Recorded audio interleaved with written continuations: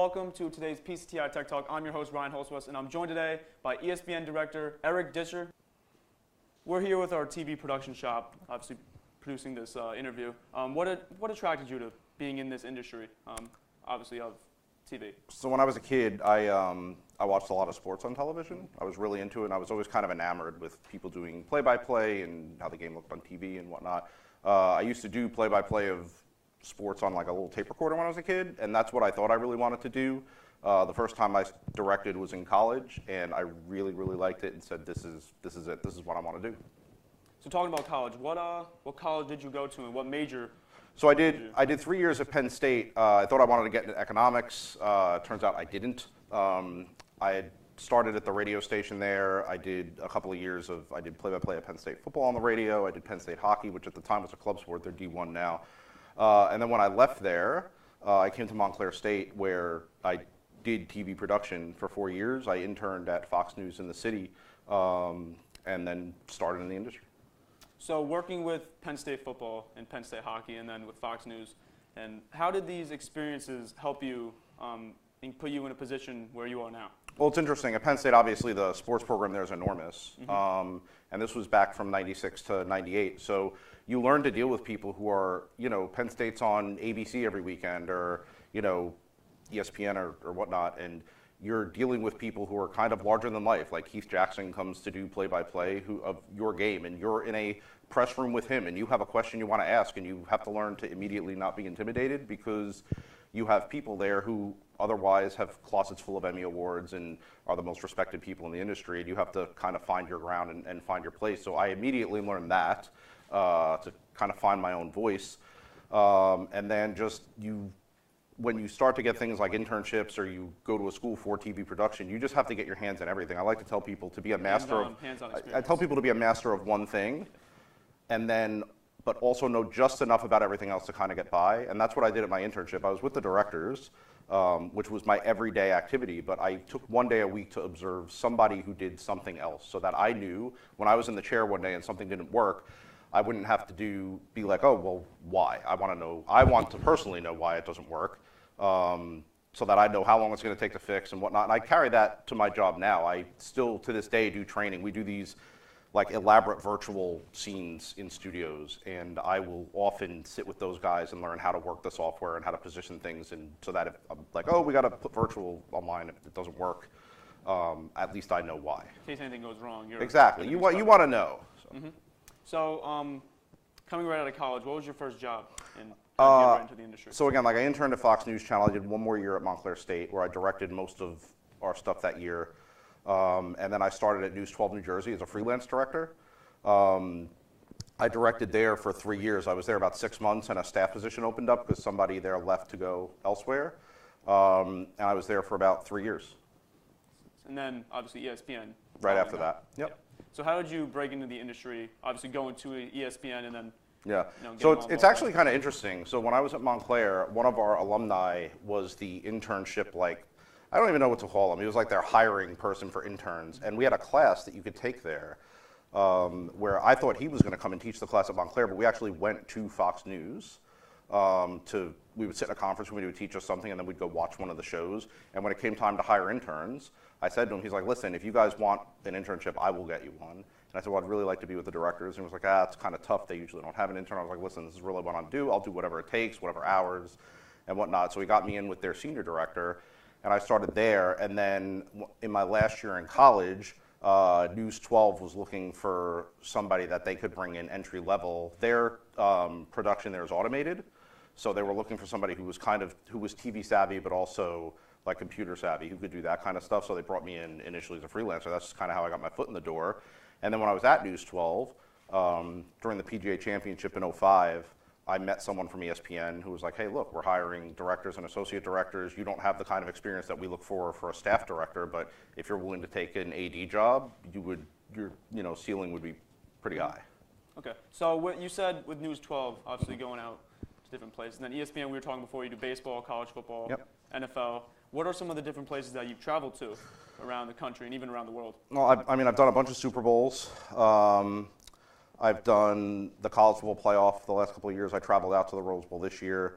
I did golf for 4 years, which was the Masters every year, the U.S. Open, and then the Open, which is a lot of people refer to as the British Open. So that took me out to the UK, to Liverpool, to Edinburgh, just really, really cool experiences. I did a season of Breeders' Cup, which you see a lot of really cool places when you do horse racing, out to San Diego. I've been to LA a bunch. I've really been all over the place. And that includes, like, when we have major sports teams come to Disney, because ESPN is owned by Disney. We had Tottenham Hotspur, they're an English Premier League team. Yeah. They came down to practice for the Champions Classic at Wide World of Sports, so I went down and directed their practices, and we did shows from down there. So with the different projects you're currently working on, what about, talk to some about that?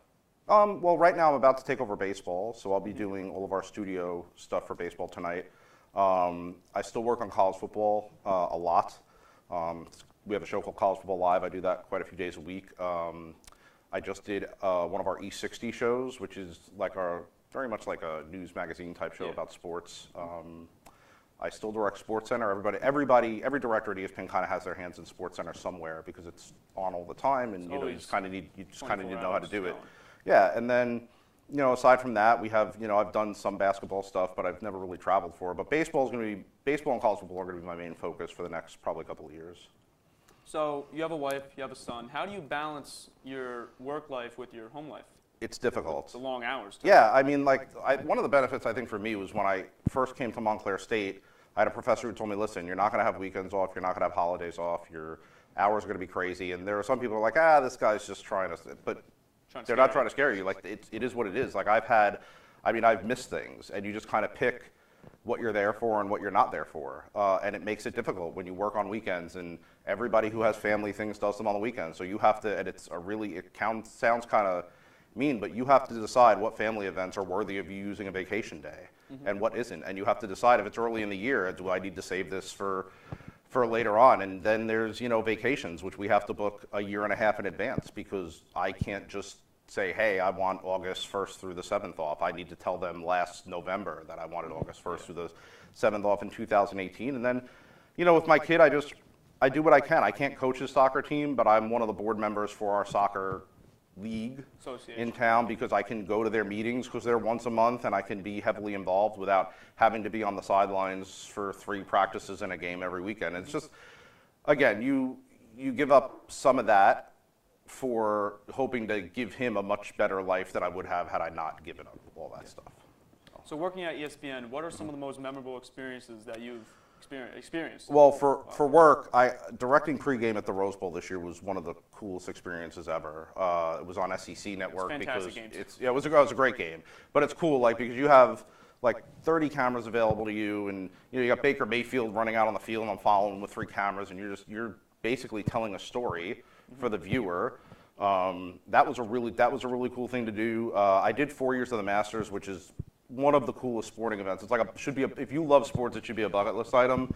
And aside from the actual work portion of it, the 4th Masters I did, I was just walking by a hole and stopped to watch a couple guys tee off at 16, and we saw a hole in one, which to this day is the loudest I've ever heard a sporting event in my life. And it was really cool to think, you're there, and you're there for free, and you're walking around at Augusta, and some of these people paid thousands of dollars just to get in here once in their life. And it's the same thing, the first time you get field access to a football game is incredible. At the Rose Bowl, I could just walk out onto the sidelines, and there's just a limited area I can't go. But you get something like that for the Rose Bowl, and you're watching a game happen from right there. It's very cool. Put you right into that position. Yeah. So for someone that wants to work in the industry as a director, or obviously working as TV in that industry, what is a piece of advice that you'd give them? Take as much work as you can early on. And that includes not necessarily jobs that you necessarily wouldn't want to do. Be around directors. I had somebody that got hired at News 12 doing master control. Master control is the people who kind of keep you on the air. They count you in and out of breaks, and then they're the ones running the commercials and things like that.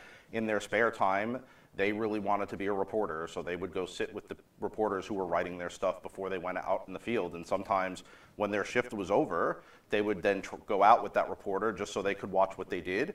And that's kind of how you get your foot in the door. And then what that person ended up doing was when the reporter was done doing their stand-up, she would then stand in front of the camera and do it herself, just to kind of get experience doing it. And now she reports in New York. So that's going to do it. Thank you all for watching. And Mr. Discher, thank you for joining thanks. me. Appreciate it.